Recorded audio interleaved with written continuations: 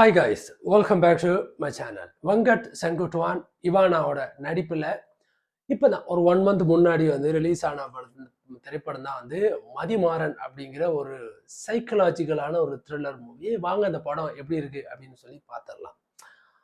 So கதை அப்படின்போது மதிமாறன் அப்படிங்கிற டைட்டில் அண்ட் இவானா அண்ட் இந்த வெங்கட் செங்குட்டுவான் இவங்க 2 பேரும் வந்து இரட்டை பிறவிகள். ஸோ இவங்களுக்கு இவானாக்கு பேர் மதி, இவருக்கு பேர் மதிவாரன். உயரத்துல மாறன் அப்படிங்கிறவர் வந்து ரொம்ப குள்ளமானவர், 3 அடி ஏதோ சம்திங் லைக் அந்த மாதிரி உயரத்தை. இதனால அவர் நிறைய கிண்டல் கேலிகளை வந்து ஃபேஸ் பண்றதுக்கு அவர் பண்றாரு.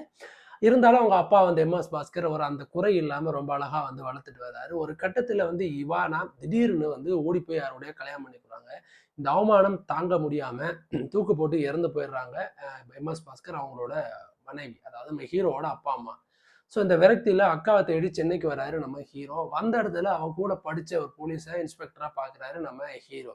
அதே சமயம் அந்த ஊர்ல சென்னையில பாத்தீங்கன்னா வந்து தொடர்ந்து பெண்கள் மட்டும் தொடர்ச்சியா கற்பழிச்சு கொலை பண்ணி துண்டு துண்டுகளா உடல்களை வந்து யாரோ ஒருத்தன் டிஸ்போஸ் பண்ணிட்டு இருக்கான். இந்த கேஸை ஒரு விதத்துல வந்து போலீஸ் இன்வெஸ்டிகேஷன் பண்ணிட்டு இருக்கு. இந்த கேஸுக்குள்ள நம்ம ஹீரோ வந்து அந்த கொலையாளி யார் அப்படிங்கிறத கண்டுபிடிக்கிறாரு.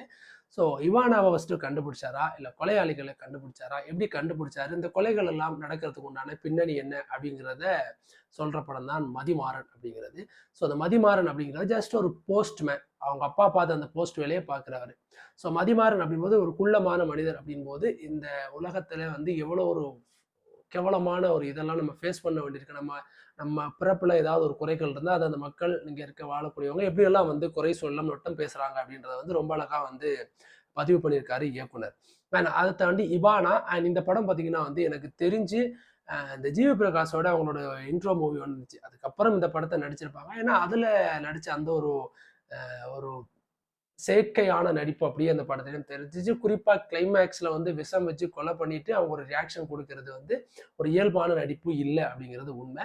இப்போ நம்ம அந்த கேரக்டர் வைஸுக்குள்ள வரலாம். அந்த கதை ரொம்ப நல்லா இருந்தாலும் இந்த படத்தோட திரைக்கதையில இவ்வளவு பெரிய ஓட்டம் இருக்கு.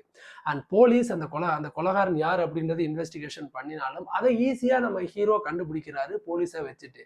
அப்ப போலீஸை குறை சொல்றாங்களா, இல்லை மதிமாறனை வந்து ரொம்ப ஒரு ஹைப் ஆஃப் மேனான ஒரு இன்டெலிஜென்டான பர்சன் அப்படின்னு அவங்க வந்து போர்ட்டபிள் பண்றாங்களா அப்படின்னு தெரியல.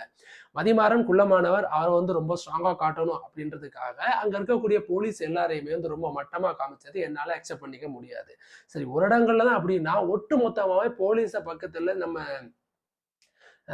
தயிர் சாதத்துக்கு ஊறுகாயை தொட்டுக்கிற மாதிரி போலீஸ் அப்பப்போ தொட்டுக்கிட்டு ஒரு தயிர் சாதமாக வந்து இவரை யூஸ் பண்ணி ரொம்ப ஒரு ஹைப் ஏற்றி விட்டுருக்காங்க. அஃப்கோர்ஸ் ஒரு குள்ளமானியருக்கு ரொம்ப ஸ்ட்ராங்கான ஒரு ஸ்க்ரீன் பிளே வேணும் அப்படின்றதுக்காக இன்னொரு கேரக்டரையும் இன்னொரு டிபார்ட்மெண்ட்டையும் தாழ்த்தி ஸ்க்ரீன் பிளே அமைக்கிறது என்னால் அக்செப்ட் பண்ணிக்க முடியாது அப்படின்றது உண்மை. நிஜமா ஒரு சைக்கலாஜிக்கலாக ஒரு த்ரில்லர் மூவி அப்படின்னாலும் இது அவ்வளோ பெரிய த்ரில்லிங்காக கொடுக்கல அப்படின்றதும் ஒரு மிகப்பெரிய ஒரு குறையாக இருந்துச்சு இந்த படத்தில். பாடல்கள் நிஜமாவே ரசிக்கும்படியாகவும் இருந்தாலும் இந்த படத்தோட ஸ்க்ரீன் பிளே ஈஸியாக ப்ரெடிக்ட் பண்ணக்கூடியதாக தான் இருக்கும். ஒரு கொலகாரன் இருக்கான் அப்படின்னா அவன் நமக்கு தெரிஞ்ச சர்க்குலுக்கு தான் இருப்பான். குறிப்பா ஹீரோயினியை சுத்தி பேசஸ் நடக்குது அப்படின்னா ஸோ ஹீரோயினி சம்பந்தப்பட்ட ஒருத்தன் தான் இந்த படத்துல கொலகாரனா இருப்பான் அப்படின்றத நம்மளை ஈஸியா நம்மளால கெஸ் பண்ண முடிஞ்சிருது.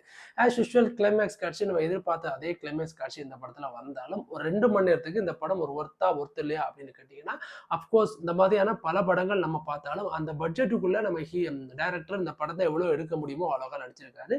அப்கோர்ஸ் நம்ம வெங்கட் செங்குட்டுவான் ரொம்ப அழகா நடிச்சிருந்தாரு. குறிப்பா அவர் அந்த கிளைமேக்ஸ் பேசுற டயலாக்ஸ் வந்து நடுநடு அவர் பேசுற டயலாக்ஸ் கிளைமேக்ஸ்ல வந்து அந்த போஸ்ட் ஆஃபீஸுக்குள்ள போயிட்டு உன்னை நிரூபிச்சு காமி அப்படின்னு அவர் சொல்லும் பொழுது, அதாவது இங்க மனுஷன் ஒரு ஆளு ஒரு மனுஷன் உன்னை நிரூபிச்சு காமிச்சாதான் அவன் யாரு அப்படின்றதையே வந்து இந்த உலகம் வந்து ஏத்துக்கும். ஆனா இந்த மாதிரி குள்ளமா இருக்கிறவன் வந்து எதையாவது ஒண்ணு நிரூபிச்சா தான் அவன் மனுஷனே அப்படின்றத நிரூபிக்க வேண்டியிருக்கு அப்படின்ற பேசுற டயலாக்ல இருந்து காக்கா கருப்பா இருக்கு, கொக்கு வெள்ளையா இருக்கு, பட் இது எப்பவுமே பீத்திக்கிட்டது இல்லை. இந்த மனுஷன் தான் நிறத்தையும் அவனோட உருவக்கத்தையும் வச்சு இங்க வந்து பாலிடிக்ஸ் பண்ணிட்டு இருக்கான் அப்படின்ட்டு பேசுற டயலாக்ஸ் ஆகட்டும், இந்த மாதிரி பாலிடிக்ஸ் வசனங்கள் அங்கங்கே வந்தாலும் இது எல்லாம் பெருசா அந்த படத்துல கை கொடுக்கல அப்படின்றது உண்மை. பட் இந்த படம் வந்து எப்படி இருக்கு அப்படின்னு கேட்டீங்கன்னா டெஃபினட்டா ஃபேமிலிஸோட ஒரு பார்க்கறதான படம் தான்.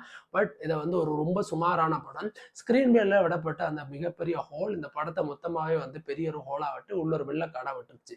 ஸ்கிரீன் பிளேவே பக்காவா டைரக்டர் வந்து டைரக்ட் பண்ணியிருந்தாண்டா ஒரு தரமான ஒரு சூப்பர் படமா இந்த மதிமாறன் படம் வந்திருக்கும் அப்படின்றதுல எனக்கு அந்த டவுட்டும் இல்லை. இந்த படம் படம் நீங்கள் பார்க்கணும் அப்படின்னா நீங்கள் போய் ஆன்லைனில் நீங்கள் சர்ச் பண்ணாலே இந்த படம் வந்து உங்களுக்கு அப்படியே கிடைச்சிடும்.